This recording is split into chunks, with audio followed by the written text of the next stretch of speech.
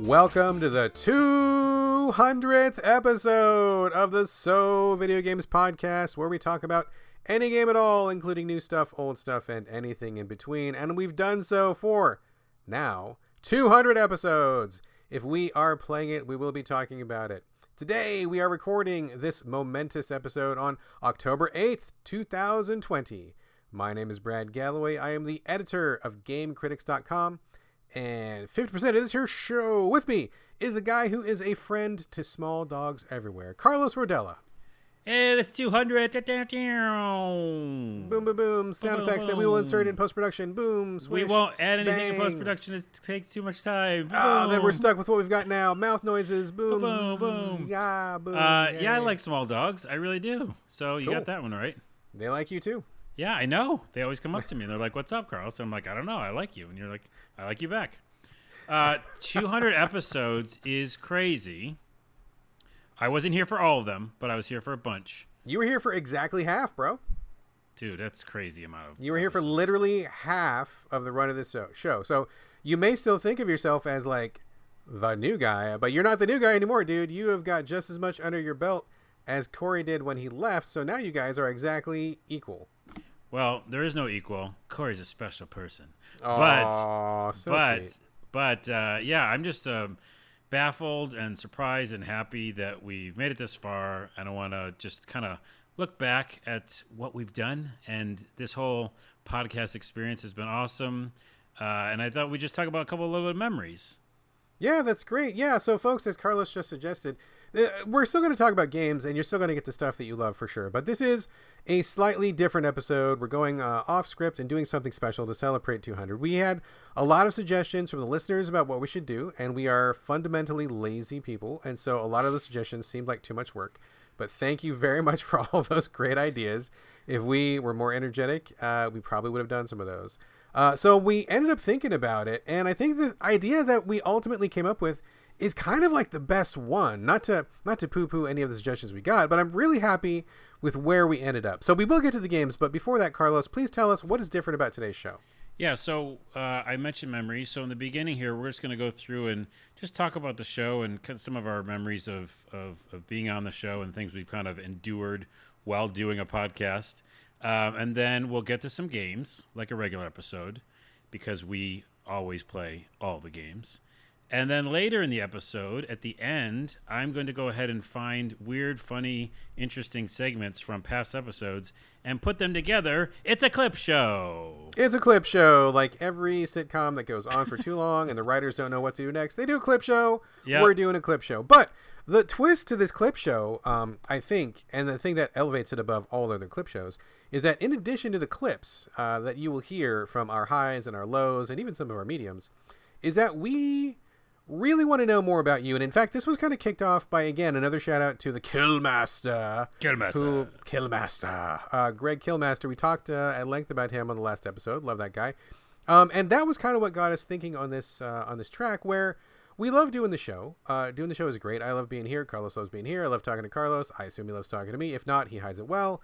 But really the point of it is that we wanted to get to know more about you, the listeners who tune in every week, who are there, who are our audience, who give us the comments and feedback. And so I think one thing that we would really like to do is maybe ask you, instead of us talking about us for episode 200, let's talk about you, the audience, for episode 200. I guess if you want to write to us, tell us about yourself, tell us your name, tell us about, why you listen to the show, tell us about the games you love, if you have a favorite moment of the show, anything like that. And we just want to get to know you guys a little bit better. We know a few of you who have written in emails, and that's great. We know some of you from Twitter when you send us messages or responses to the show or something. That's also awesome. But I feel like there's more of you out there, and I feel like the people that we already know have more stories to tell. So if you guys and girls and people of other genders would like to send us a message and just, let us know a little bit about yourself, we'll go through those and read them off on the show as we get them. And I think that maybe for, the next 100 episodes, we will kind of get to know you a little better. Yeah, I like that. Basically, it's, hey, here's why, our memories of doing the podcast, and here's why we love doing it. Here's some memories from us doing it in the clip show part of it. But also, you all have been here at the same time. Because if you didn't, I don't know, we'd be just talking to ourselves, which is fine. But you are here as well, and we want to learn about you as well. So definitely send us information. Also, send us. We were talking about this pre-podcast. Send us anytime that we mention a game that we liked, and then you got it, and you were like, "Yeah, I do like it," or the vice versa. We were like, "This game's awesome," and you got it, and you're like, "This is terrible." Totally. That is the thing I want to know the most. Like, I want to know. I want to hear about your personal lives. I want to know where you're living. All that good stuff. Tell us who you are. We're going to go through that. But I also really want to know, just like you said, Carlos, I want to know, like, what was a recommendation that really was a home run for you listeners, and which recommendations were we totally off base for you? I want to know how we're doing. So let us know about that. If we made you waste $20, I want to hear about it. Or if we convinced you to get your new favorite game, I want to hear about that too. What was a game that I'm trying to think of a game that I totally loved and recommended, and you're like, "That's a piece of garbage on fire." Oh God. I mean, there's probably many. Like that. I know. Well, that would be a good example for someone to find exactly. one, that we've disagreed on essentially. But yeah, the podcast itself, just kind of really quickly, like it's been a nice little thing to rely on, for me specifically, and I think Brad, I speak for you as well, where the world is chaos. The world was crazy all the time. It's even more crazy now, but when I started up with you on this podcast, it was less crazy, but life in general is pretty crazy. And, you get your ups and downs, but it's been also very, very cool to have this podcast to rely on. So whether you're out there saying that same thing back to us, that'd be great. I'm saying it myself and to Brad that it's been great to have this to, just separate myself from all the stuff that's going on in my life, whether it be good or bad, lots of times bad, and just talk about video games and lose yourself in, this discussion about something that we love. Absolutely. I mean, I agree with all that you said. And I think the thing that really drives me forward with this, I mean, number one, I like talking about games. I mean, obviously I've spent basically my entire life in video games one way or another. But the thing that I really like about doing the show, and especially doing it with you, especially now, is that, the world is on fucking fire. Like, we are living that meme where the dog is sitting there and people, he's saying it's fine, and there's just like flames all around. And, I've had so many people, like on Twitter or through email or through DMs or something, and say, hey, I'm really glad that you got the show going, because that is like what I use as my escape when I'm feeling stressed out, when I'm feeling bad about something. I mean, we've had a lot of people say that we fill that role for them, which is great, because I feel like in some small way, like, we are doing something positive for humanity. Like, we're trying to put some positive energy out there. There's a lot of things to be scared about. There's a lot of things to be mad about. There's a lot of things to be worried about. But, if us doing this show, once or twice a week or whatever, brings you some peace and solace for an hour, 90 minutes, maybe even 2 hours if we're feeling frisky that week, if that takes you away and just soothes your mind for a minute, maybe gets you to laugh a couple times, maybe gets you to play a game you might not have played otherwise, and that game brings you some joy, well, I feel like that's a net positive, right? Because there's so much bad in the world right now. Like, people got to be doing something positive to counteract that. And, it's a big problem. Like, there's only so much impact one or two people can do, I mean, and so if this reaches 100, 500, 1,000, 10,000 people, and they even get some small enjoyment out of it, I feel like that is absolutely worth doing, right? Totally. Yeah, and I think, like, again, it does that for us as well, right? So it gets us out of whatever headspace we were in, and we can go talk about games, and then we can go play those games, because obviously you all know that we play all the games, and we lose ourselves in those as well. But I thought was another interesting thing is the different times and ways we've done the show, and the different moods we've been in, and different delivery, because there's one show where I just like fucked up the whole show. Like, I just couldn't say words. You didn't do that bad. I remember that. I remember you felt really bad, but I couldn't say any words right, and it just felt awful the whole time. And I just was like, I'm quitting. And then there's times where we're both tired, or we do it weird times. We record at weird times. Remember the time when really recently it was just smoke outside? Oh, yeah. I couldn't open the windows, and I couldn't turn the air conditioner on because it was going to bring in smoke.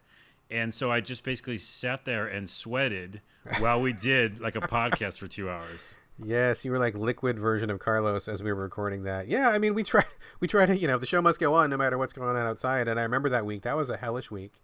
And there's plenty of times when, I don't talk about my other gig all that much on the show, but, I try to do some side gigs to help support my family that are not game related. And, sometimes I go out in the middle of the night to do these weird gigs. And like, I can remember doing a show where I had been out until like maybe 5 o'clock in the morning the night before, and doing a show with you. I was like, You better carry me, bro, because I don't think I can even talk about anything coherently for 5 minutes, let alone an hour, and we pull it together somehow. So yeah, we always pull it together somehow. So that's what's cool. And again, in a pandemic, podcast. We got it. We got it. We'll still podcast. Yeah. There we go. So one more thing about that. I also like, and I want to just call this out for something that I like that we do on the podcast, and hopefully our listeners like as well. But we also bring real life into it, as we just talked about. Oh yeah. Pandemic, elections, people that are mean on Twitter, like people that are, I don't know, well, just people that are like, bullies, all that kind of stuff. We'll just call things out as we see them, and we'll bring real world stuff in because it's affecting us, and we're not like, I think someone said that recently on Twitter or something to me about how they liked how transparent we were. And I like that as well. Yeah. I mean, we are who we are. Like, if you hear us on this show, these are not characters that we're putting on to the show. I mean, we are as boring and annoying and as weird as we sound on the show in real life. Boring? I mean, come on. So what you hear is what you get. I mean, if you ever meet me, I mean, I was just going to say, if you meet me at PAX, well, hold on. I guess we got to get rid of coronavirus first, but if it ever goes away and you ever meet me at PAX and catch me on the floor, like, you will have a conversation that sounds exactly like I'm doing on this podcast. So I don't know if that's a good thing, but who we are is who we are. Yeah. By the way, there will be a PAX again. We will get through this. I want to be the optimistic one. Let's hope, dude. Let's hope. Absolutely. Okay, so we're going to talk some games now. And then remember, at the end of this episode, we're going to put clips. Well, I'm going to go find clips of some funny moments from our past shows. So after the credits roll, right? We're going to do the whole closing credits. So keep listening after the show. Keep listening. And remember to send us all the information about you. We want to know who you are. Again, if you found a game that you liked or didn't like that we recommended, please tell us. And then we want to give you a shout out. So maybe even starting next episode, we'll start doing that. Yeah, just anything. Just let us know who you are. We want to get in touch with you. We want to know who's listening to us because, like when I listen to other podcasts, I don't know about you, Carlos, but I listen to, when I have time, I listen to a lot of podcasts. And when I listen to those podcasts, I start to feel like I know those people, even though I don't really know those people, right? So like for example, I love the guys over at the Duckfeed Network, Gary and Cole. Listen to their shows. They do a ton of shows. And I listen to their stuff all the time, especially when they're doing all the Dark Souls stuff. And when I finally met them, it was the fucking weirdest thing because I had listened to like hundreds of hours of them talking in my ear, in the car with me, when I'm at home late at night. Gary and Cole are in the room with me. And when I met them in person, it's like I actually don't know you because I've never met you. And yet I have hundreds of hours of conversations with you in my head. Yeah. It's the weirdest thing, right? And I think the only way to kind of turn that around, they were really nice guys, by the way. The only way to turn that around is for us to get to know you guys a little bit. So let us know who you are. We want to know. We don't want this to be like a one-way street. We want it to be like kind of a two-way street. Yeah, totally. So let's talk about some video games. Let's talk about video games into the main content of the show. Carlos, let's start with you. We'll just do a couple quickie things up here at the top of the show. You talked about Genshin Impact last week. You kind of sold me on it. And I didn't have time for it right now because I'm like neck deep in like 3 review games, but I did download it and I had my son download it and he loves it. So you definitely won him over. That was a good recommendation. I'm going to turn my wife onto it once she is done with what she's doing. So we're all here going to take your advice and play Genshin Impact. But now is the time that we need to hear from you. How's it been going? I'm down the rabbit hole, man. Oh, shit. I am in like Flynn, which I don't know if that's a saying. That is, and that is a very old saying, but yes, that is correct saying. Man, oh man. Yeah, they got me. I mean, it's called a gotcha game for a reason. They got I see what you did there. But I haven't spent any money yet, which is great. This game. It's a free-to-play action RPG. It looks like Breath of the Wild. We talked about it before. It's, I think, better. That sounds like blasphemy, but I'm really... Breath of the Wild is not perfect, dude. I think there can be a better game. Okay, it's just really, really fun to play, and it looks like Breath of the Wild, and it has climbing. You can climb anything as long as you have stamina. So it very much feels like that. Wait. Do your weapons break in Genshin Impact? They do not. Oh, it's already a better game. Sold. Yeah. Already a better game. Because all the weapons and the artifacts in the game, artifacts are your armor, essentially are, like a lot of the gacha games where you just find resources to upgrade those said items. And maybe you'll switch out to a different weapon here and there, but most of the time you'll find one weapon you like, and you'll just spend all the resources on upgrading it. Carlos, it occurs to me that there may be people out there who don't know what gacha games are. Do you want to explain really quickly what those are? Oh, right. I mean, lots of times they're on mobile, and they are games where you essentially you get a free-to-play game, and it can be lots of different types of games. Lots of times they are RPGs, but they can be lots of different genres. And essentially have a bunch of characters that you're going to want to collect and things that you want to get. Gotcha. You want to gotcha. No, never mind. Yeah, maybe not. And you want to get those things, but at the same time, the game is free, so it lets you get in there, level up your characters, whatever, again, genre that might be. Lots of times it's RPG. And you, at some point, have some sort of currency, whether it be stamina or whatever. Some powder, magic powder, whatever it is, crystals, you run out usually, and then that's where they gotcha, and you might have to spend more money to refill your energy so you can keep playing the game. Now, shitty ones do that really badly, and very much after you start the game, it's not very long before you have to spend money or just put the game down, which sucks, right? Because sometimes like a cooldown, like, oh, come back tomorrow unless you want to pay $5 more. Yeah. And so that's a shitty way to do it. Also, the other way to do it, which is sort of shitty, is they won't do that, but they will put the paywall up for getting new characters. Because if you want to get a new character, then you're going to have to grind a lot or spend money. So I think Genshin Impact does a really good job of you don't ever have to spend money, ever. They have a lot of story missions that are with full cutscenes and full cinematics, and it feels like, Breath of the Wild. Like, it's not like, oh, just a really quick pop-up screen and then go do grinding for 12 hours. It's like a real game. It feels like the story quests are really, really good. Now, they are gated at levels.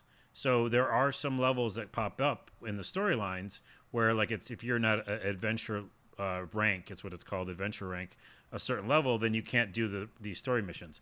But there's usually 18 other things to do at all times. And some of those are also story missions. So how you have side quests in RPGs, right? Right. Yeah, of course. Yeah, so there's a bunch of those that have real characters and real dialogue and stuff to do. So it's not just grind. Now, you can also grind. And that is addictive. And whatever they've done, they've put drugs inside it because it's super addictive. And I mean, when I said I'm down the rabbit hole, Brad, I'm watching all the YouTube videos. I'm that far down. So I guess with a Zelda game in mind, okay, so I got many questions here. So number one, so you say you haven't hit the paywall yet. There's tons of stuff to do. So that sounds really positive. But what are you watching videos for? Are you trying to learn how to get free characters? Are you learning what do you need to look up a video for? Yeah, I mean, it depends on how long we want to do this. But what's great about this game, it has that, again, that gacha game mentality where you have to grind for stuff. And if you're having a fun enough time in whatever gacha game you're playing, you'll want to keep doing it because the gameplay, moment-to-moment gameplay is fun. And in this game, that is so true. Hitting and doing combat and all, how I like the roll. It's a slide. It's got a good dodge. Dodge slide. Dodge slide, yeah. But it feels really good. And you're really working together with all the different characters you have and switching between them to do these different kind of elemental effects. And so what I'm watching the videos for is the gameplay is so fun that I want to learn different ways to do that combat. So if you have Fish, for example, this one girl, she has this electricity, and if you pair that together with some fire thing, then it does double damage. And it's kind of fun to see the different combos because people out there on YouTube have done everything, right? They've already tried all the different combos. They've done a lot of stuff. So that, as well as the map is huge, huge. And so people have actually already mapped it out. And right now, my bookmarks in Google Chrome that I have minimized is a map of Genshin Impact, and it has all the different resources and where you can go get them. Then it's makes it even more fun because it's it's a little quest thing that you can do. Again, the world's crazy outside. Go into Genshin Impact, and I can know where all the chests are and different things I can go find. So I don't feel like they're trying to screw me. There are things that you can do. They're called wishes, where you do have to spend in-game currency to get new characters and things like that. But you never have to spend money. You get all that stuff in-game, but you have a very low chance of getting them, right? So that's where they kind of could get you. If you want to get some certain characters to play or some certain weapons, you might have to, do this kind of roulette system that they got going. Yeah. Right. That's a big hook to the gacha games. I've played many of them, not forever, very long, except for Marvel Puzzle Quest, which does have a gacha element, although they're very generous with it. I feel like I don't really ever get taken advantage of with that game, which is probably why I've stayed in. But yeah, so like if you want a new character, if you want a new weapon, you don't just buy it, right? Like you got to like kind of like do a slot machine, or just kind of gamble and hope that you get the one you want. And I guess maybe the hook is if you don't get the one you want, that you're going to be tempted to put in a couple more bucks and then hopefully try a few more pulls at the slot machine and hopefully get the thing you actually want. But here, let me tell you why, and anybody listening, why it's different and why I'm such a champion for it, is because I got one of my favorite characters is Noelle, and I got her early. She's kind of like a tank character. And I got her randomly, again, through one of those early pulls. Like I didn't try or spend money, but I just happened to get her. But almost all the characters, pretty much all of them, you could use. And you can level up all of them in the same variety and way. I think they're interchangeable enough that you're not going to be like, well, you know what? The best character I've got to go pay for, right? It's like all of them have their own cool, unique things. So for me, I'm actually using Noelle, and I'm watching all the YouTube videos. Not many people are using her, but she works really well for my party. And that, again, I can talk about this on length, as you can tell, but the party is really interesting because in the beginning, I didn't like the idea where you had to switch between characters all the time. But now I do, because certain characters have effects that last even after you switch them out. So say someone puts down a bunch of electricity, and then you switch her out, you come back to another character who has fire, the electricity's still there on the ground. So so you can kind of build up layer effects on the screen. Layer effects, yeah. And then again, what I'm bringing that up is you could do that with any character. So you don't really need to pull the best character. It's just which ones you want to use. The game's fucking great. I will say two more things about it. One, there is one bullshit thing, and so be ready for it. But in the story campaign, at some point, one of the big points is you fight a big monster and a big boss kind of character, and they switch the game mechanics up on you. I think I saw my son play this part. I think I know exactly what you're talking about. And how both of us hate that, where you get really good at a game and they go, guess what? It's a totally different game now. Do this. They make it a shooter. And you've got to do a shooter, and it sucks, and it's not fun, and I don't know why they put it in there. I mean, if they work it in a good way, I'm fine with games having more than one mechanic, but I really dislike that surprise. Gotcha. Hey, gotcha. There you go. No, it doesn't come back ever again, or maybe it does at the very last act, but it's too seldom to come back. It's really stupid. Weird that they put it in there, yeah. I hated it, and I died a bunch of times doing it when I was pretty powerful. So that's stupid. The last thing I'll say about it, and we'll move on, I just recently got a new TV. I finally bit the bullet. Oh, nice. Okay. Yep. I got the 4K. I got the HDR. Oh shit! You went all the way. Oh, you got the big. I got big the enchilada. HDMI 2.1. I got the thing ready for PS5. Nice. Okay. So what brand did you get? Oh, I got Samsung because I have a Samsung phone, and I've been looking at it for a long time. Got the 80 QT, so it's a QLED. Affordable. These are under $1,000. Most of them are under $1,000. I know that's still a lot of money, but back in the day, my TV cost $800, and it's a 1080p normal HD TV. So now most of the 4K TVs are between the 600 mark, 600 up to 1,000, and a little past that if you want to go nuts. And it's an investment. I do this for work. I do this for this podcast. So I got it, and I bring it up because we'll talk about the TV later in another episode. But this game looks fucking gorgeous. I mean, someone said it in a YouTube video. I don't know what wizardry they're doing, but this is an online game. You know what I mean? This is an online game. It should be breaking. Frame rate should be shit. Yeah. The graphics should look pixelated sometimes because of buffering. It looks like Breath of the Wild all the time. And it's fucking gorgeous. And the rain and the weather and stuff, it's amazing. And correct me if I'm wrong, but this is a Chinese game, isn't it? Yeah, I think that's the company. I forgot I didn't look it up. Yeah, I believe it's a Chinese game, so maybe maybe they've got some really like amazing programmers over there that we just don't see the work from that often because maybe those games don't cross the water. But maybe this is the Oh, that's a beginning of good something idea. else. Maybe we're gonna start getting exposed to a whole new style of development, whole new skill set, whole new talents that maybe we have not seen before. Yeah, it's Mihoyo, Mihoyo. Yeah, I've never heard of them before this. Yeah. So whatever they're doing over there, got the magic going. Bring it over. So yeah. Anyways, Genshin Impact, I love it. I'm glad you guys are on board.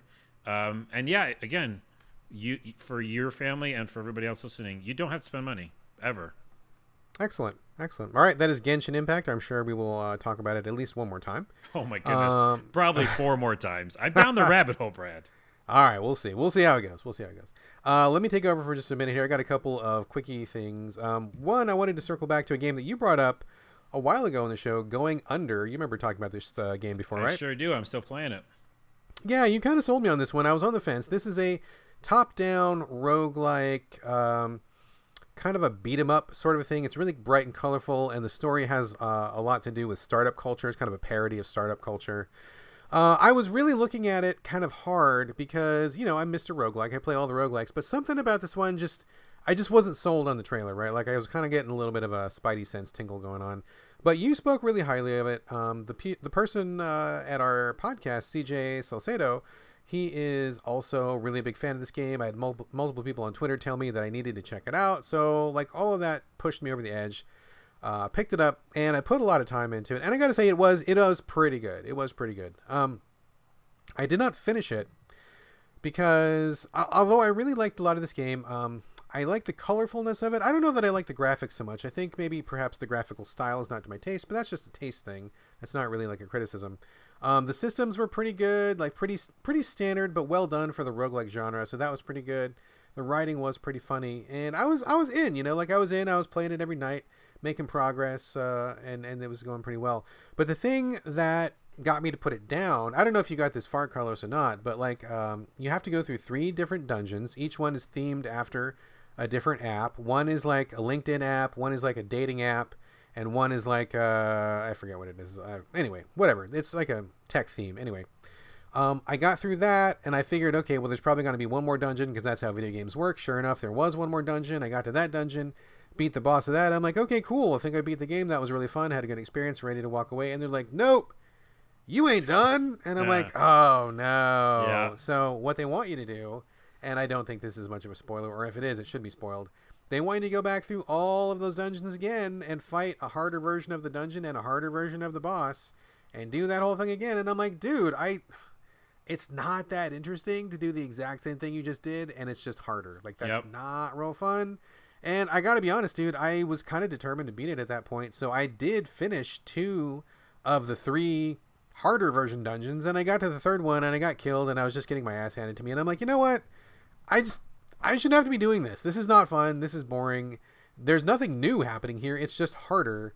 Yeah. And I'm just not loving this. So I bailed at that point, but if the game had ended where I thought it was going to end, I would have been really high on it and been really positive. So would have I.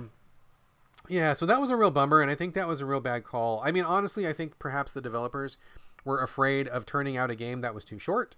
And I gotta say, developers, if you're listening, and I know that some of you are listening, please don't be too afraid of having a short experience. I think it's much better to leave your audience wanting more. That classic phrase, leave them wanting more. Don't wear out the goodwill of your audience.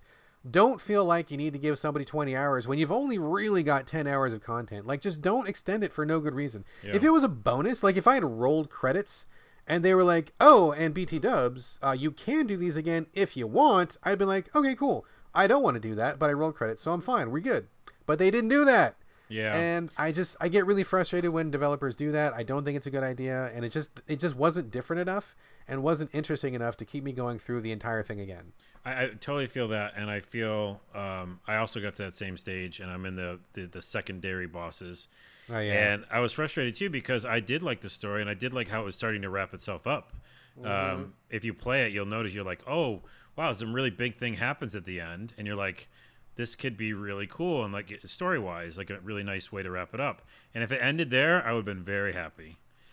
So I'm with you on that. But the gameplay was fun though, right? Like it was. Yeah. No, it was totally fun. Like I think it was fun. It was well done. I mean, I think it's a very solid roguelike action game, like of the beat 'em up flavor. Roguelikes come in many flavors. This is the beat 'em up flavor. It's very well done. I think it's actually even a good place for beginners if you're not experienced in the roguelike genre and you're curious about it. I think this is a pretty good way to go. Like it's pretty clear and simple.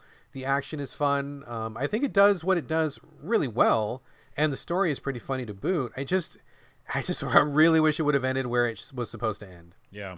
And it's weird because I won't spoil what the reason is, but the reason why it keeps going is weird too. Yeah. But I do like the story again, like what they're trying to say about company Oh culture. yeah. So. Startup culture. The jokes were good. I mean, everything was. I mean, I really related to a lot of that stuff because we have a lot of those startup kind of people around Seattle. I've interacted with a lot of them, and it's pretty on point. So I think they do a good job. My only criticism is I think they were scared of turning out a game that was too short, and that's not something you really should be scared of. So that is going under. I probably will not talk about it again. Also, want to give a really quick shout out. So Carlos, you remember a while ago I talked about, oh God, what was it? Sexy Gentleman. What was it called? Sexy Gentleman Business. Oh yeah. I know what you're talking about. Max Gentleman Sexy Business. I talked about that a while ago. It is an adults only, or potentially an adults only game on Steam. There is a all ages version, although it still is a little bit risque. You have to download the adults only stuff into a patch, and I did. Talked about that on the show. Ended up really liking that game a lot. I thought it was really well done. I thought the gameplay was fun. I thought the sexual content was well done and in good taste. There were some LGBTQ options. Not perfect, but I feel like they were really going for it, and I had a really good time with that. We talked about it here on the show. I actually did a written review for it, and I may have been the only person on Metacritic who reviewed that game in a formal way. Last time I looked, I was the only person out of the entire internet who reviewed that game officially. And so since then, I haven't really talked about this on the show, but since I talked about that on the show, since I published that review, I've actually been approached by many adults only game developers wanting me to cover their games, right? And which is cool. Like I'm totally down. I have nothing against adults only games. I think there should be more of them as long as they're played by people who are of age and if the content is appropriate and all that stuff. And so I don't really talk about them a lot, but I got a very nice message and a very nice email from a developer. I mean, I assume they're in Japan. I'm not 100% sure, but I'm pretty sure that their signature was like, from Japan and stuff. It's called Girls, Girls, Girls. They're going to have a Kickstarter pretty soon, which is why I'm bringing it up. They really wanted some help getting their Kickstarter off the ground. This is a fairly unusual one. The structure is typical visual novel with some choices. Not so much a dating sim, more of a visual novel where there's branches in the path and there's story. But the content is fairly unusual in that you are the manager of a cross-dressing girls cafe. So you start the game as a guy who's taken over this cafe. Every girl that works there is a cross-dresser, and so you have to help them get their business off the ground. Hijinks ensue. There's a playable demo. I don't know if the demo is available to everyone or if it's just available to press right now. I think I played through about 20 minutes of it. Graphics are really nice. There's a really cool 3D effect on some of the sprites. I think the writing was pretty funny. Granted, this is probably not going to be everybody's content, but if you are someone who would appreciate something like that, I just wanted to put the word out for these guys. The game is called Girls, Girls, Girls. Kickstarter. Launching real soon. It's also on Steam if you want to wishlist it. So now you know. There you go. The announcement has been made. And by the way, I was going to mention this on a previous episode. I am all in. Let's cover some more adults-only games because, well, A, fun, but B, no one else does that. So literally no one does, dude, for sure. No one. Yes, absolutely not. So okay, so we're going to do it. It's going to be adults-only corner. Or wait, that's a bad title. We'll figure out a clever title that is not a really terrible pun or something. Yeah. We'll do that. So anyway, that's it. Girls, Girls, Girls. It's on Steam. It's Kickstarter kicking off. Cross-dressing cafe. If that seems like it's your bag, it needs some help getting off the ground. I think they're looking for $50,000, which honestly is not that much of an ask. So there you go. Carlos, turn it back over to you. You've got a couple things. It's the Steam. What is it? It's not the Steam holiday celebration, like the Steam Autumn festival sale. What is going on? Autumn festival? I don't know. Steam party bonanza. Some kind of big thing is happening at Steam. One of us could load up Steam and just see what it's called, but we're not going to do that. Yeah. No, okay. It's Steam, and there's like fall colors, and there's like leaves, And then Yes. there's a bunch of demos, essentially, like Dude, a ton. so many demos. I am literally drowning in PR emails from developers who are now putting up a demo on Steam for the purpose of this Autumn Festivus or whatever this thing is called. There's like a jillion demos that are available that were never available before, and I think most of them are going away after the festival is over. I'm drowning in them, and one of the ones that popped up is something that you wanted to talk about tonight, and I believe you brought it before, Say No More? Yeah, Say No More I've been looking at for a long time. I watched a little, Via Doc or Dev Diary on it a while ago, and I was really excited because it's finally out there. The demo is there. It's really, really short, but you can get the idea of what the game is. And so I was really excited to see it was there. So I played it really quickly, finished it, and I have two thoughts on it. So what the game is I think it's a one-person developer / studio, and he also does all the voices. I don't know if he's going to, for the full release, get other voices, but it's actually funny that it's just him for all the characters, because you can tell he's got a very distinct accent, and so it's like, yeah, that's him. But the character you play is a girl who goes and becomes an intern at a company. Kind of has some going. So wait, he does the girl's voice too? Yeah, but it's all the same. His voice, like he doesn't try to be a girl's voice. He's just like reading all the parts in his own regular voice? Yeah. It's perfect. Okay, and I'll trust you. It works totally. I don't know how it does. It just does. Okay. He might be like accents it a little bit up here and there, but anywho, so you play as a girl who's going as an intern and joins a couple other interns who are all going to a company, and it's a comedy type game that really only has a couple different buttons that you actually hit. And you basically, the whole mechanic of the game is that it's a company where you're an intern and they want you to do things, and they're really being kind of rude, and they're saying, give me your lunch and do this for me and go get this. And everybody else, all the other interns, are saying yes. And the game is called Say No! ! Oh, More. Right. Okay. So you're going to say no. I remember you bringing this up on the show, but the Yeah. point of it is to say no. Okay, got you. More Yes. often. So say no more often, right? Yes, gotcha. Okay, I'm with you. So all it is spacebar to say no, which is pretty easy.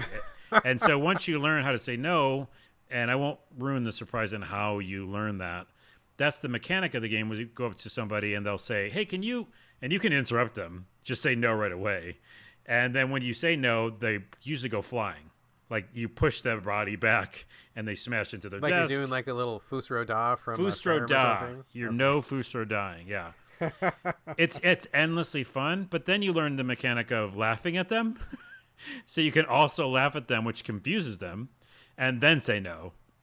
So you essentially confuse them by laughing at them or clapping at them, which is really hilarious. And they're like, "But wait, I was just asking for a sandwich. Why are you laughing at me? What's happening?" And then you go, "No," and knock them through a plate glass window. It is endlessly fun. The only caveat is I was hoping that it was like a 3D game where I could actually control the character. Yeah. And then run around and do all these no's, and you don't. It's just like on rails. Oh, so you're like doing like an old time rail shooter, like Time Crisis or something like that, but you're saying no instead of shooting people? Yeah, I mean, they don't like, it's not just a one level and you're going down a long road or something. You're walking around the office and then there's cutscenes. So the game, changes it up a bit, but it is just like 5 or 6 buttons. Like you can charge your no. You could say a cold no or a hot no. So like a cold no might be like no, and a hot no might be like no. That's it. That's the whole game. It's just a comedy game, but it's very funny, and I love it to death, and I can't wait for the full thing. Go check out the demo. Hilarious. It takes like 15 minutes or something. Say No More, and that you said is currently available on the Steam Autumn extravaganza, Festivus that we don't know autumn what it's explosion called. Yep. demo thing. Okay, Yeah, cool. yeah. All right, so that's Say No More. That sounds actually pretty hilarious. You have one more game in your section here. Something I have been very, very curious about. I saw this game pop up a while ago. I immediately bought it, but I didn't have time to play. And then Mike Susky over at my site, GameCritics.com, reviewed it, and he was pretty favorable. Not top marks, but he spoke pretty highly of it, and his review really intrigued me. And lo and behold, he must have intrigued you as well, because you have bought Inmost and have played it, correct? Yes, and it's part of my, what I'm calling this month of October, Carlos's creepy game reviews. Wait. Full disclosure, folks. Carlos texted me and he's like, Brad, yo, we should each play creepy games for October and like bring those to the show. And I'm like, cool idea, bro. But I don't play scary games because I get too scared. So you're on your own. That's a hard pass from you. I just get too frightened, man. I've lost my nerve when it comes to scary games. I can't do them no more. It's just a game, Brad. It's too scary, too spooky. Okay. Well, here's the thing. I'm gonna play one creepy game every episode for the rest of the month. I decided. Okay.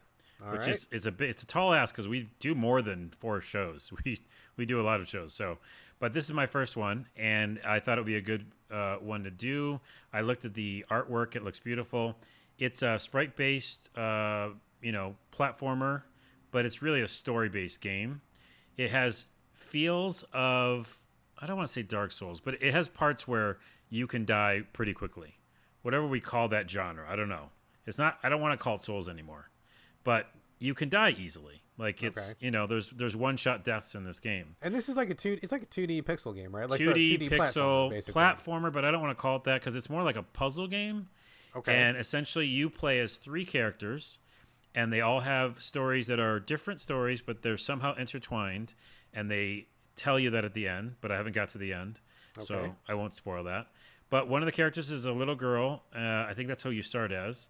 And there's a storm outside, and this art, by the way, is beautiful. What a beautiful pixel. That's what sold me on it, man. Those screenshots are amazing. I mean, I know how hard it is to make these pixel games. I've made them. It's insanity. I was going to say insanity. It's insanity and That's insanity. Even worse than insanity. It's a double dose of insanity. Yeah, it's so beautiful, and it's creepy because it's got like, it's raining out. There's kind of like an eerie vibe going on. And essentially you play as a little girl and she's kind of at home and you know what's going on and there's no one there. And she's like having to do these little puzzles to figure out how to get out of her room because she's locked in there. And so you could tell there's some like probably negative vibes going on. And then you switch to a guy who's a lot of the game is this guy where he's more platformy and puzzles. And he's somewhere where there's a lot of kind of creepy spirits and I don't want to say monsters kind of. And he's got to figure out puzzles, how to get around the monsters and also to just do various things. And he meets people and then switch to another character. It's kind of like a knight or like a warrior. And he can like straight up actually attack monsters and he can actually kill them with a sword. And he's got like a dash ability and one of those like, what are they called? Grappling hooks. So it's really 3 distinct kind of play styles. One is very timid and the girl's trying to figure out puzzles and get around. The other guy has more abilities in jumping and grabbing ledges. And the other guy can attack and actually do some combat. And then it's just all got this really creepy vibe. And what the thing that brings the stories together is there's these kind of creepy monsters. And there's like spirits about. And you don't know what's going on. And also there's beautiful voice acting for a couple of the different characters. Oh, really? I didn't realize that. Yeah, it's more of a voiceover, right? Like, so it's just telling you the story. And it's telling you... You remember in Braid, how Braid had that story that was kind of parallel? Yeah. It feels like that. It's like whatever they're saying, they're not narrating what's happening right now. They're telling kind of another story that is going to probably be... Yeah. Gotcha. It is so well done. I went and played it for the first time last night. In bed. Headphones are required. Got to put those headphones on. I heard that, yes. I heard that was a recommendation. It was like 1:30, and I was like, I got to go to bed, but I didn't want to because it is endlessly playable. The puzzles are just easy enough to figure out or just tricky enough to not figure out. You know what I mean? It's like the perfect balance. Right. And yeah, to that point of dying, normally, you know me, I don't like games that are too stupid hard, but it's great for the checkpoints. Like, I mean... almost immediately right after where you died, they put you right back. So you never are afraid of dying, and you do figure out the puzzles pretty after a few times. And I'm just so interested in the story because I want to know how these characters all come together. And it's creepy. It feels creepy for Carlos's creepy Halloween reviews. But it also feels emotional and like there's going to be like this really interesting story they're telling. Highly recommend Inmost. Excellent. I bought it. Like I said, I'm really, really excited. This is pretty high on my got to get to it pretty soon list. But like so much stuff is coming for review right now. I'm just kind of tied up. But man, I keep looking at this and people keep telling me about it, and I really want to get to it. So thank you for covering that. I'm very interested to see how this turns out. So creepy, but not too creepy for you. No, I think I could probably handle that one. That one looks like it's okay. And that is Inmost. You're playing it on the Switch, I assume? Yep, on the Switch, in bed, with the lights off, and headphones. All right, to round out the show, I've got a couple of games to mention. And I guess I didn't plan it this way, but I guess either one of these, or maybe even both, could potentially qualify as being like a Halloween-themed game, even though that was not my intention. First one, Hellpoint. It is a Souls-like 3D action game with a sci-fi setting. This came out a while ago, and I meant to get to it, and I just never did. And then I played... oh my gosh, what is it? The Souls game I just played like last week. What was it called? The one... with the parrying. With the parrying, and you... And I said hard pass. Yes. Mortal Shell. Mortal Shell. Thank you. We got there. Boy, it's hard getting old, folks. Let me tell you, it's real hard getting old. We are both 57 years old. Oh my God, we just turned. Yes. So after I played Mortal Shell, I was like, it kind of got my Souls cells in my brain kind of fired up again. And I didn't want to replay Mortal Shell because I just don't do that. I don't replay like any game. But I'm like, oh, I'm doing this now. I could maybe do another Souls-like, and I know that I haven't gotten to Hellpoint yet, so maybe I'll fire that up. I bought it like a million years ago when it came out, so probably more like 3 months ago. And I'm very mixed on this one. So first off, in the pro column, I think the sci-fi setting is pretty cool. The character design is really cool. You don't play a lot of Souls-likes that have a sci-fi setting. There's a couple, but not many. And I don't think many of them are like really super well done. So I'm always looking for one that does something else. So I like the sci-fi, like the character design. Also in the plus column, you can play the entire campaign co-op if you want to. I believe there is split screen, and I believe there's also online. So that was actually one of the biggest selling points at the time. Was I was like, oh, my wife likes Souls-like as well. I could probably get 2 copies of this, and we could play together. But first, let me buy just one to see if I like it, because if I don't like it, I'm not going to make my wife suffer through it, right? Yeah. So I got into it, and I got to say, it starts real rough. Like, the beginning of the game is really poorly done. Like, they don't explain the systems very well. It's really difficult. Like, you're still trying to find your feet and just figure out what's going on. And I just feel like they just don't do a very good job of onboarding you. So that was kind of in the negative column.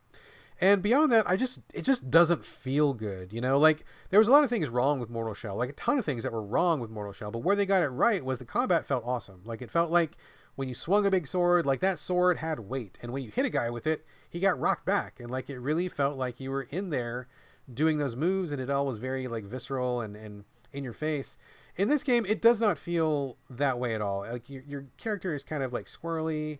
The moves are very slow, like they're trying to make you think this weapon is heavy, but the impact is like nil. The sounds don't sound like heavy impacts, and none of the other animations other than how long it takes to hit are slow. Like, they implement slow animation for the weapon swinging and nothing else, and it seems really weird. Like, none of it holds together. Like, you're not fooled by that illusion, right? The enemies are pretty tough. You die pretty fast. There's also really poor environmental design. Like, one of the things that I think Souls does really well, and most Souls likes, if they want to succeed, have to do well, is they have to get the level design really good. None of them ever have maps because FromSoft didn't do it. Therefore, no other developer who does a Souls-like has a map because FromSoft did it, which is stupid. Like, people, please put a map in your game. Just put a map in your game. If you're not FromSoft, please put a map in your game, okay? Because the levels in this game are very like metallic sci-fi hallway. Turn the corner, metallic sci-fi hallway. Okay, was I just here? No, this is a different metallic sci-fi hallway. I was going in circles, and none of it was visually distinct enough. And that's really the trick with FromSoft, right? Like, they know you don't need a map because they put so much visual landmarking in. Like, oh, there's that gnarly tree. I got to go left here. Oh, here's that big pit. I got to take a right. Here's that big skull. I go this way. Like, they're very good at giving you things to visually identify. Not so in this game. Every game is like this in Hellpoint. It's like metal hallway, big obelisk, metal hallway, stairs. Like, I just was going in circles, dude. Like, I could not tell where I was going. Got really frustrating. And that, between the difficulty of the combat, the sketchiness of the combat feeling, just altogether just wasn't feeling it. And there's a lot of systems in there. The UI is not great. So I ended up just noping out of it. But I gotta be honest, I was kind of sad because I really could have gone for another Souls-like, and I was really hoping this would be the one. But it is not the one, and I don't think that I would even recommend it to anybody, even if you were jonesing for a Souls-like. Ooh, but don't you worry. There will be another Souls-like right around the corner. Probably. Probably around in Hallway B, in Metallic Hallway B. Metallic Sci-Fi Hallway B. There is a new Souls-like just waiting to kick Just your ass waiting. when you come around the corner. Yeah, so that is Hellpoint. Disappointed. I was hoping it's going to be better than it was, but it is not great. Last game I want to call it for the show is called Deathtrap: The World of Van Helsing. Are you familiar with the this Van game. Helsing? Is Brent? Yeah. Are you familiar with Van Helsing? Oh the yeah, no, series, I've though? played a lot of the games. Like I think I've played Okay. the last 2 Van Helsing games because they are essentially a Diablo. Yeah. Okay. So good. I'm glad you're familiar. The Van Helsing games come from Neocore, who I became acquainted with Neocore through Inquisitor, which is a game that I absolutely love. The Warhammer 40k Inquisitor, which we talked about here on the show. That is a wonderful Diablo-like, which I was like, man, this game is amazing. I want to see what else Neocore has done, because if this is what they made now, what have they done before? Well, I found out. We'll get to that in a future show, perhaps. But this is their most recent offering. It's called Van Helsing: The World of Death. No, I'm sorry, Deathtrap: The World of Van Helsing. They have, I think, 3 other Van Helsing games that are, like you said, Diablo-likes. Yeah. You have a choice of character class. Usually, there's one that looks like a Vampire Hunter D, sort of a cloak and a big hat, and he's got guns and also magic. The one that I played had like a steampunk kind of a guy. I think there was like a wizard or something. You choose one of those, and it's basically like Diablo, right? Like you just, top down, isometric. You're killing a bunch of samey guys in a level, picking up gear. And, it's okay. I didn't play a lot of the older Van Helsing games. They didn't really grab me. I think really Inquisitor was where they're strongest. But this one is kind of a left turn for the series. This one takes the active tower defense elements from the later Van Helsing games and turns it into its own thing. So active tower defense, what I mean by that is it's tower defense. Traditional tower defense has you setting up, guard posts along a predetermined path. Enemies walk down the path, and you have to set up the right amount of guard posts and the right kind of guard posts in order to stop enemies from traveling on that path and ultimately getting to your base. Like, you want to kill everybody before they get to your base. What makes it active, as opposed to regular tower defense, is active tower defense games give you a character or a ship or an avatar or something where you can actually be running around on the battlefield while your towers are killing those monsters. So in case some monsters slip through your defenses, you can just run over there yourself as a character, shoot them, stab them, whatever, and it kind of helps put band-aids on places where you maybe haven't shored up your defenses enough. So I don't really like tower defense, but I do like active tower defense, and that is all Deathtrap is. It takes a number of maps that monsters are going to come down. They give you the same Van Helsing flavor of characters, and you set up like different flavors of traps. There's like magic traps, excuse me, mechanical traps, like elemental traps. You set those up, and the monsters come, and you hope your traps kill them. And if they don't, then you have a character that can kill them with your magic or your guns, or your swords, or whatever. I mean, it's pretty straightforward. It's not super different than what you might expect, although there is a lot of content. There's tons of different traps. There's tons of different like little things you can tweak, little settings, and little ads you can put on them. So I think it checks the boxes pretty well, although I was kind of hoping for a little bit more story. There wasn't much story. I was going to ask that, actually. Is there like is there the campaign, and is there like stuff that isn't tower defense? I mean, there is no, it's all tower defense, but there is a campaign. I mean, you are a character, and you are on a quest. You have to go through a certain number of maps. So there is a story, and there is a beginning, middle, and end. But there's no RPG elements really, other than the fact that your character has like a skill tree and stuff. But like, you're still just doing the tower defense maps and stuff. So I mean, I think it's pretty well done. If you're in the mood for an active tower defense, I think it checks the boxes. It's not bad. It didn't hold my attention for super long, but like I said, I've already been juggling like 3 other different review games at the time, and I was kind of just dipping into this one just to get a taste for it. So if you want an active tower defense and you want something that's kind of like, got that Transylvania vampire hunter sort of flavor, and it looks kind of like a Diablo game, then Deathtrap Van Helsing is perhaps up for you.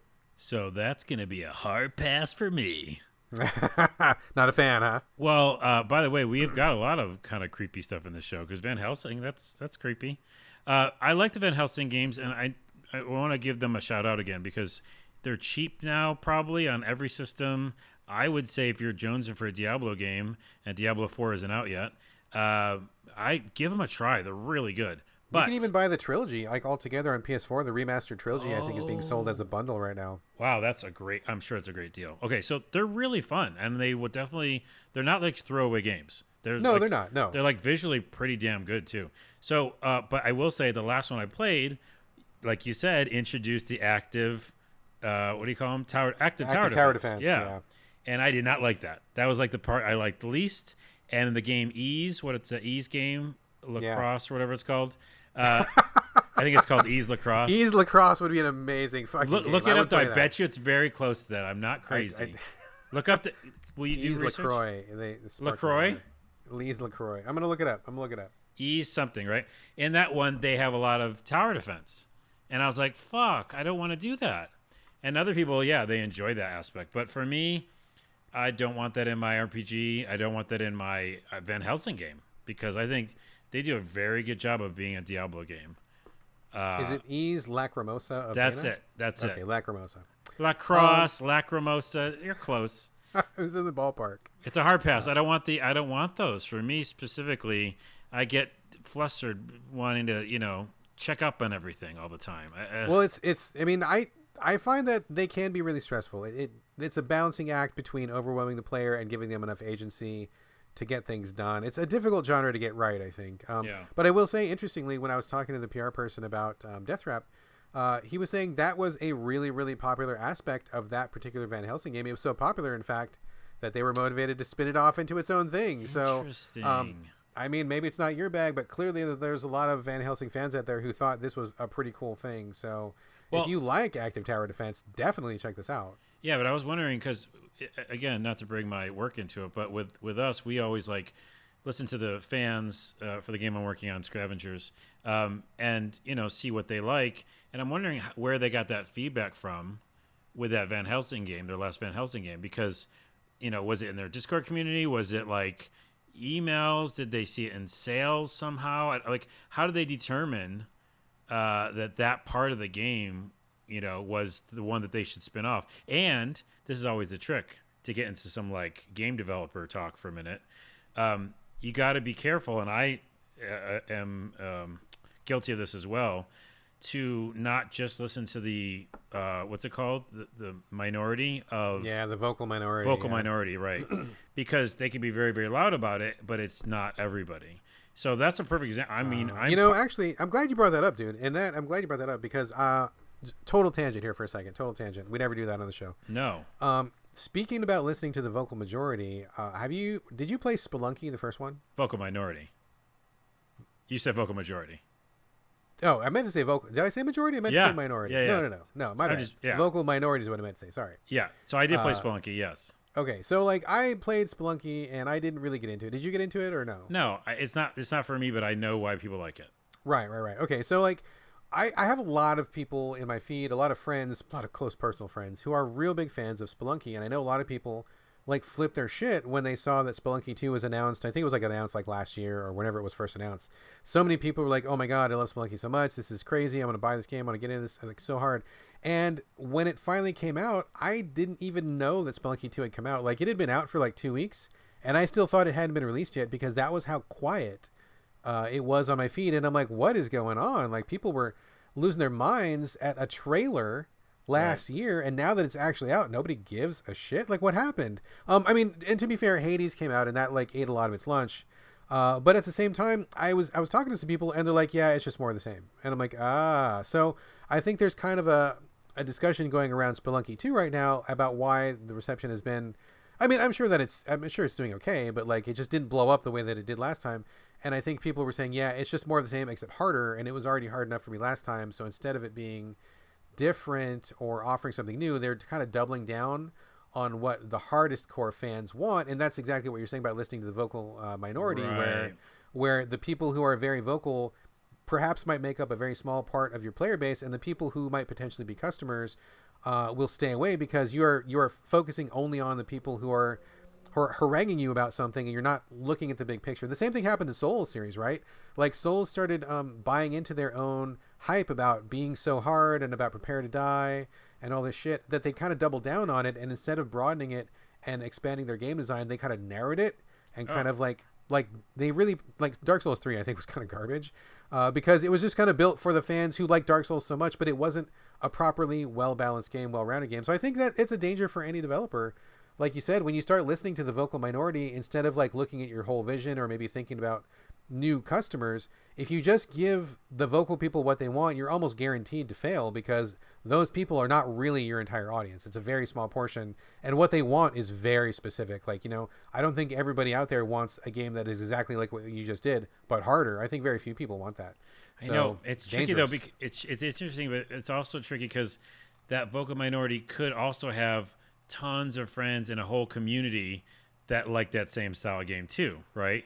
I mean, that's kind of back to your fact of why there's still an audience for Dark Souls games, is because there is that audience that wants to, get good and make this really hard for me and whatever. But with Spelunky, it's different, and it is also where you're listening, because like I said, with our game, and I'll be able to talk more about our game when it's actually out. And I won't take over every episode by doing that, but I think it's some really interesting insights to game development. But we listen to social media, and there's lots of different places of social media. So I'm wondering, again, was Spelunky listening to their in-game survey? Was it they listening to just their Twitter? How do they determine that? And yeah, it is tricky because you can't tell if a vocal minority is a mix of a lot of different types of audience, or if it's just a smaller subset. So yeah, exactly. If all you're listening to are the people on your message boards who are saying, I want more of this and more of this and more of this, there's probably a bunch of people who are not taking the time to post on your message boards and who probably want very different things. So, I mean, if your slice of the audience is enough to support you, great. But I think that is a real danger to game development, is when you're only giving things that the hardcores want. Oh, but wait, hold on. So the flip side of that real quick, because this is the last segment and now it's a tangent, but the flip side is that if you do too much for everybody, then you lose your game. Absolutely. Right? So then you go, you know what? This vocal minority really, really likes this thing, and that's what we like, and we've been making it like that. And so let's double down on it because they like it.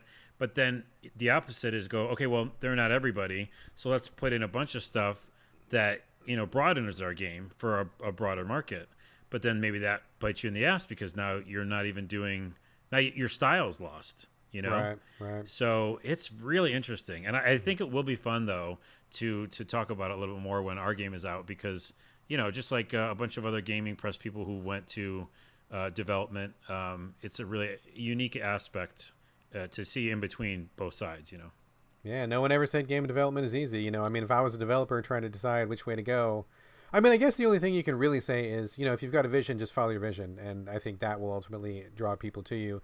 If you try to do things to make other people happy, I mean, that's kind of a losing proposition, right? I mean, people liked what you did in the first place, so maybe stay true to yourself. Yeah, but, I'm not a game developer. What do I know? I'm just sharing.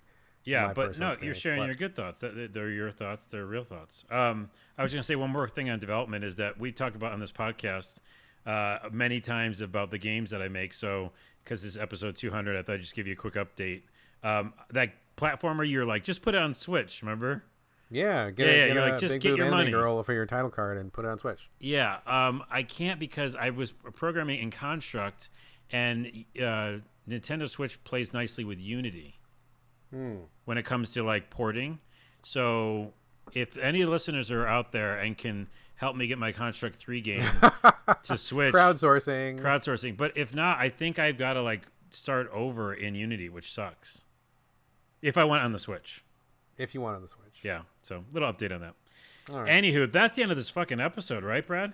That is the end of the show for today. The monumental episode 200. So yeah, like Carlos said, listen after the credits for clips and memories and jokes and songs and hugs and whatever else is coming after the show. I have no idea because we haven't done it yet. I know. I don't either, by the way. So no one knows. No one knows. Don't stop listening after we stop talking. Don't stop listening. But for now, the usual spiel, you know how this goes. We want your questions.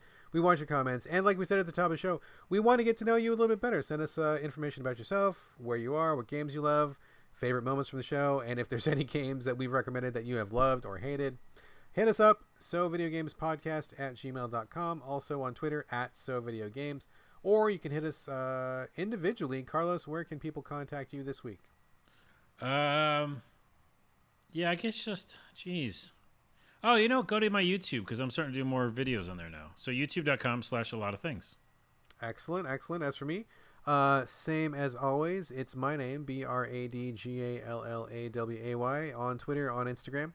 And that is going to do it for episode 200. Thank you again for joining us for this episode. And thank you for joining us, if you have been listening, to all 200 episodes. And if you've been listening before that, for listening to us on maybe Carlos's podcast that I was a frequent guest on. Video Game Break in the house. That's right. A lot of fans from that show came over to this show. Also, if you listen to the Game Critics podcast before that.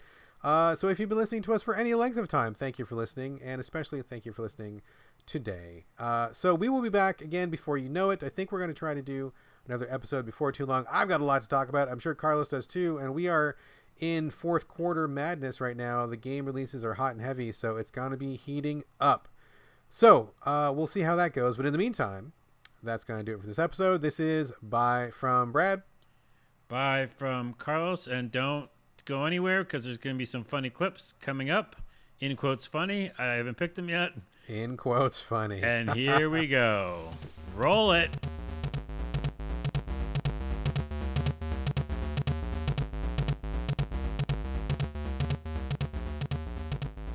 All that other stuff aside, props to Microsoft for supporting sexability. I said sexability. That is not the right thing. You know what? It's a different thing, and they might support it. Who knows? They might. I apologize, Microsoft. We're not talking about your sexability. That's a totally different thing. Let me restate myself. I support their accessibility, and I'm going to get off the topic before I start putting my foot in my mouth again. Carlos, turning it over to you. No, but I can't leave that alone. I can't leave that. Just one more thing. The podcast name is Sexability. That's it. Sexability. Yeah, damn Write it. that Okay, down. right. I thought the weirdest one was in the very beginning, I met a guy who was just staring at his lunch on the floor. Did you see him? Yeah, like he dropped his lunchbox and spilled it on the ground in front of him. And he was just depressed. And I was like, wait, buddy. But to the video game-ness again, like there's like codes that you have to find. I don't want to do that. Like, where's the code of the piece of paper? Oh, they scrawled it into this one, like on this piece of wood. There was a dead body and some of the blood was a code. Come on. Was it like written on the wall or the floor right next to the dead body? Floor right next to his body? Who makes a code in the blood on the floor? No one is. No Naughty one Dog, does. That's who. That's who. Naughty Dog does, yeah. If I could build a fucking like alcohol dispensary and that would get more hobos to my island, I would totally do it. And unfortunately, that's not one of the options. So, yeah. I mean, if you're going to be the kind of indie that wants people to like discover your secrets and figure it all out and use your brain to solve the mysteries, fine. But don't let me get myself into a fucked over no-win situation after I've put like 5 hours into your game. Like that's a waste of time. It's stuff that I couldn't have figured out ahead of time. It's not intuitive. And the only way you find out is by going, fuck, I'm fucked. And what happened? And then I go to GameFAQs and it's like, oh yeah, don't cut down the hobo trees because the hobos dry up. Well, shit. That's where they live. If I had known that, I wouldn't have done it. And I got, anyway, okay. Yeah.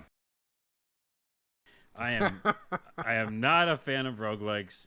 I want to run screaming away from them at every opportunity. That is so funny. I had literally no idea it was a roguelike at all. I would have steered you away from it if I had known that's what it was. Well, I don't think either of us knew, and that's fine. And there's some really cool positives that I will posit to you. Ooh. That was pretty cute. Wordplay. A unique blend of classic horde mode, base defense game, and arcade top-down run-and-guns, which I've never heard run-and-guns before. You've never heard run-and-gun before? No, I thought it's like run-and-shoot or gun-and-shoot. Oh, I say run-and-gun all the time. Maybe this is the forgetful episode. Oh Maybe I have heard that. We got to take our Centrum Silver. We need some vitamins in our system right now. What? I'm calling an Alzheimer's specialist literally right now. Don't move. Don't go anywhere. What are we? So shout out to Shadow Warrior 2. Beat it. Love it. You should check it out. Also, they made a game called Hard Reset, which I also bought right afterwards because I was so enamored with this game. And what is the name of this company? Oh, man. Flying Pig. Shit. That's not right. It is right. It's something like Flying Hog. Flying Wild. Wild Flying Hog? Wild Flying Hog. Maybe that's it? I'm gonna Google it. Keep talking. I'm gonna Google it. They made another game originally called Hard Reset. It's very good, and I was very surprised because it's a bit older, and I'm really enjoying it. It's a first-person shooter where you fight robots. It's kind of a cyberpunk feel, and it's great. It's like really good. It is Flying Wild Hog. Yeah, I think I might have guessed that. I guess so one thing that I didn't like about the original Grand Theft Auto, the top-down one, was combat was kind of iffy, and I remembered like dying a lot. Like, do you feel like it's pretty manageable, this game? Like, what's the difficulty like? Oh, yeah. I think you have to like outwardly like go for something, like you're really doing some, bad shit to get like cops after you. And also I feel like your health is pretty good. Like you have a health meter, and if you eat like any food at all that you find, it'll like repairs health. So I thought that was pretty cool. Like you would like walking around the woods anywhere or just even the street, you'll find money, you'll find fruit, you'll find just weird shit would be in the world, right? And if Just like real life. Yeah, just like real life, you find random fruit on the ground. Although sometimes the fruit is rotten, and you can't. It doesn't do. Well, beggars can't be choosers. It'll still make you feel better if you eat it, I guess. Still eat it, yeah. Because everybody in this game, by the way, has a title above their head, and they're all just like what they're doing. So it's not like Jane or Frank. It's like person who is, this immoral man. One of them was immoral man. Yeah, immoral man is pretty good. Oh, one of them was man fighting the summer heat. Some of these descriptions are pretty like hilarious. It's like funny and disastrous at the same time. It's a weird game. Anyways, he was in there sitting in the dark with this other lady, and his businessman who came for negotiations. And then the power's out, so the lady's like, "There's no negotiations." So the first person you talk to give you a quest, she's an old lady. She says, "Go and fight these monsters over on First Bridge," because you're in First Town. And you got to do it because these monsters are melting like a girl's clothes off. And, oh no! And I go, "Oh no! What have I purchased? What have I purchased?" I'm playing Max Payne 3 right now, and I might binge the whole Walking Dead game series. Nope.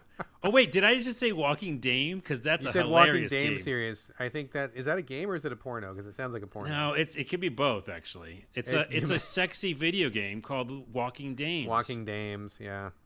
But because they're just of course they walk. Anyways, it is so precise, this control, that Top Spin and all those games need to like take a cue from this game. Also, fun fact, the ball boys in this game actually run over and get the ball. Most modern tennis games, the ball boys don't move. Fun fact for you. Go watch any tennis game, and the ball boys don't move. And I was actually a tester on Top Spin, and I was like, "Hey guys, why is the ball boys not moving? Isn't the job to like go get the ball?" And they were like, "Oh yeah, we started animating them, and we ran into too many problems with physics or something." And I'm like, "Wait, so they're just gonna sit there?" That's weird. And look, mark my word, go to any modern tennis game. I would say all of the tennis ball boys are just sitting there. I mean, the real question is, can you hit the ball boy with your ball? I think you can in this game. That would be what I would want. I would want to be able to like whack that ball and knock that kid out. You have a light attack, a strong attack, and later on magic and helper units. Right in the beginning, it's just light attack, strong attack. And you have a dodge button. But the dodge has a cooldown, the strong attack has a cooldown, and the cooldown doesn't just include not being able to hit it again, but the cooldown means you can't move your character. I thought you were going to say the cooldown has a cooldown. I was waiting for that. I like how you were laughing before I finished, yeah.